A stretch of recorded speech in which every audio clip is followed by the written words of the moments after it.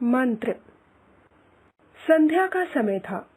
Doctor Chadha golf खेलने के लिए निकल रहे थे। तभी एक बूढ़ा औषधालय के सामने आकर रुक गया। डॉक्टर साहब ने अंदर से ही गरज कर पूछा, कौन है, क्या चाहता है? बूढ़े ने हाथ जोड़कर कहा, हुजूर, बहुत गरीब आदमी हूँ।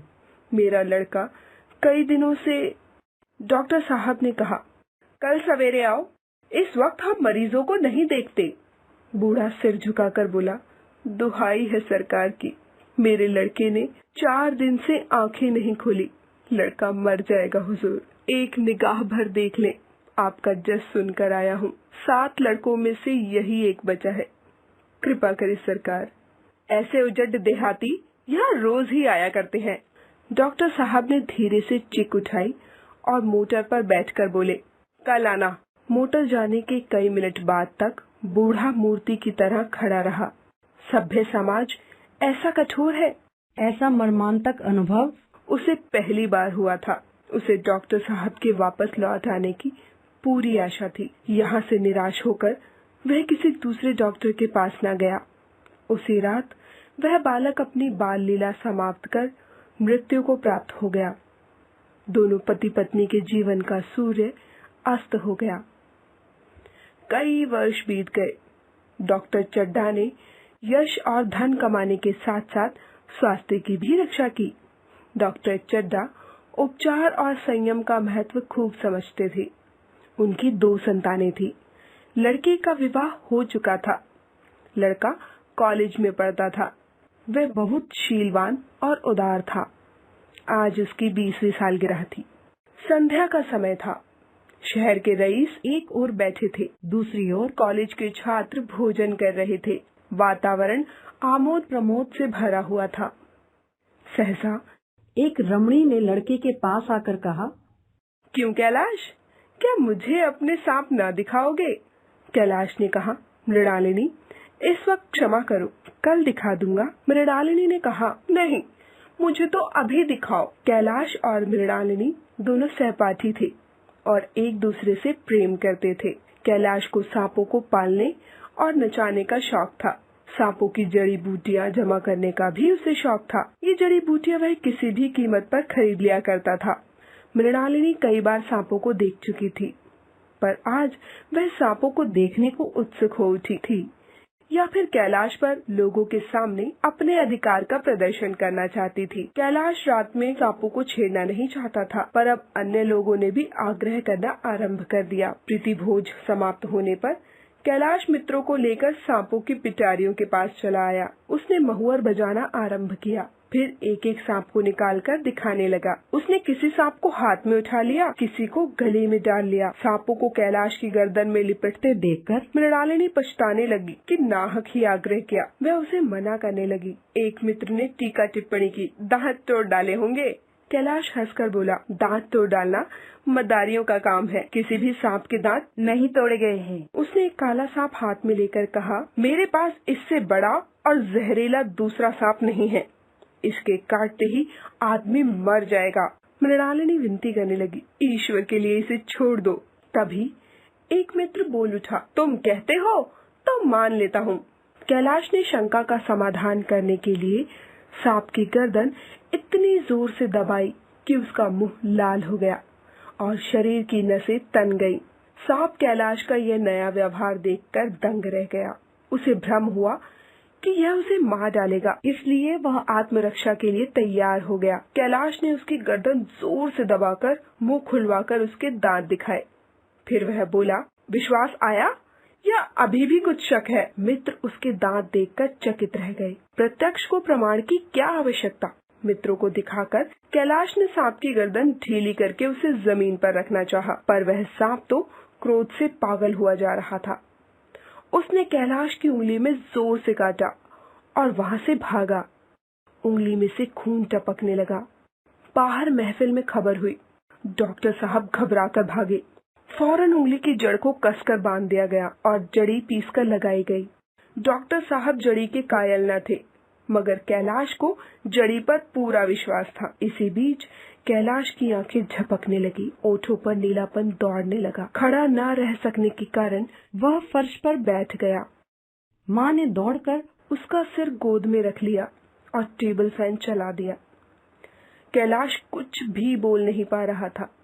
मृणालिनी ने करुण स्वर में पूछा, क्या जड़ी कुछ असर ना करेगी? डॉक्टर साहब ने सिर पकड़कर कहा, क्या बताऊं, अब तो मेरे नश्तर से भी कुछ फायदा ना होगा। कैलाश की दशा प्रतिक्षण बिगड़ती जा रही थी। उसका शरीर ठंडा पड़ने लगा, आंखें पथरा गई, नाड़ी भी पता नहीं चल रही थी या नहीं। घर भर में कोहराम मच गया। मृणालिनी एवं कैलाश की माँ का बुरा हाल था। डॉक्टर चड्ढा को मित्रों ने पकड़ लिया, नहीं तो वे नश्तर अपनी गर्दन पर मार लेते।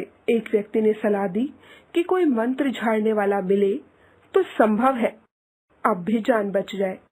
दूसरे व्यक्ति ने समर्थन करते हुए कहा, मंत्र जानने वाले तो कब्र में पड़ी हुई लाश में भी प्राण फूंक देते हैं। डॉक्टर चड्ढा अफसोस करते हुए कहने लगे, मेरी अक्ल पर पत्थर पड़ गया था जो इसकी बातों में आ गया। नश्तर लगा देता तो यह नौबत ही क्यों आती।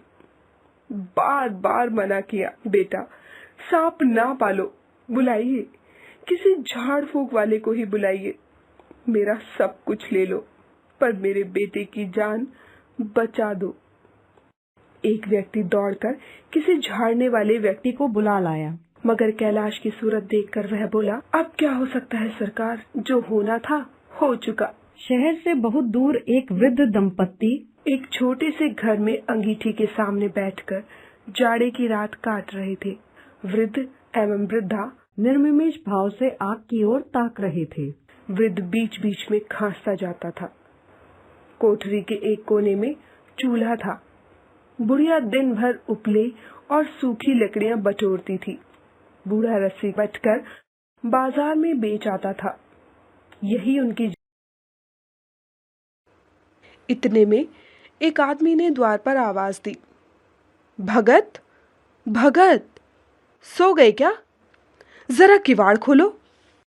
भगत ने किवाड़ खोल दिए। एक आदमी अंदर आकर बोला, कुछ सुना? डॉक्टर चड्ढा के लड़के को सांप ने काट खाया। भगत ने चौंक कर कहा, वही जो छावनी के बंगले में रहते हैं? हाँ हाँ वही। यदि जाना चाहो तो चले जाना, डॉक्टर साहब बहुत पैसा देंगे। बूढ़े का चेहरा एकदम कठोर हो गया। वह बोला, भैया को उन्हीं के पास लेकर गया था, नाक रगड़ने पर भी उन्होंने एक नजर भी न देखा। अब जान पड़ेगा कि बेटे का दुख क्या होता है। कितने लड़के हैं? यही एक है, सब ने जवाब दे दिया है। ईश्वर बड़ा कारसाज है, मेरे रोने का उन पर तनिक भी असर नहीं पड़ा। मैं वहां होता तो भी इलाज न करता। तो तुम ना जाओगे? चले जाते तो बहुत रुपया पाते। हे ईश्वर, तेरी इस कारीगरी को सुनकर कलेजे में ठंडक पड़ गई। तू सभी पर कृपा करता है, अब चैन की नींद सोऊंगा। बुढ़िया ने कहा, इतनी रात को जाड़े पाले में कौन जाएगा? अरे दोपहर होती तो भी न जाता। हमारे बेटे को इन्होंने एक नजर देखा भी नहीं था। अब किसी दिन उनसे जाकर पूछूंगा। क्यों साहब, कहिए क्या हाल है?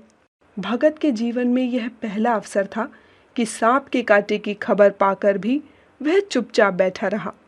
कुछ देर बाद बूढ़ा लेट गया। बुढ़िया जरा देर में खर्राटे लेने लगी। भगत ने धीरे से उठकर किवाड़ खोले। बुढ़िया ने जागकर कहा, कहाँ जाते हो? कहीं नहीं, देख रहा था कि रात कितनी है। अभी रात बहुत है, सो जाओ। बूढ़ा दरवाजा बंद करके लेट गया। बुढ़िया फिर सो गई। भगत को चैन कहाँ। वह धीरे से किवाड़ खोलकर बाहर आ गया। गांव का चौकीदार गश्त लगा रहा था। उससे पूछा, भला के बजे होंगे? चौकीदार बोला, 1 बजा है। तुम इतनी ठंड में कहाँ चले? अगर तुम डॉक्टर चड्ढा के यहाँ चले जाओ तो शायद उनका लड़का बच जाए। 10,000 तक देने को तैयार है। भगत ने कहा, मैं तो न जाऊंगा, चाहे वह 10 लाख दे दे। कल मर जाऊंगा। मेरी कौन सी औलाद बैठी है जो धन भोगेगी। भगत के पैर स्वयं ही डॉक्टर चड्ढा के बंगले की ओर बढ़ चले। मन में प्रतिकार था, पर कर्म मन के वश में नहीं होता। उसकी उपचेतना उसे बार बार पीछे ढकेलती, पर वह मन को समझाता। वह वहां झाड़ फूक करने नहीं जा रहा, वह तो डॉक्टर साहब की दशा देखने जा रहा है। इतने में दो आदमी बातें करते दिखाई दिए। चड्डा साहब का तो घर ही उजड़ गया। वही तो एक लड़का था। उसकी चाल और तेज हो गई। बंगले में सन्नाटा था। रात के 2 बज गए थे। भगत ने द्वार पर पहुंचकर आवाज दी, डॉक्टर साहब। डॉक्टर साहब ने समझा कोई मरीज होगा।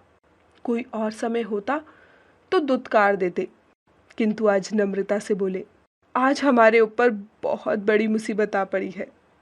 1 महीने तक तो शायद मैं कोई मरीज नहीं देख पाऊंगा।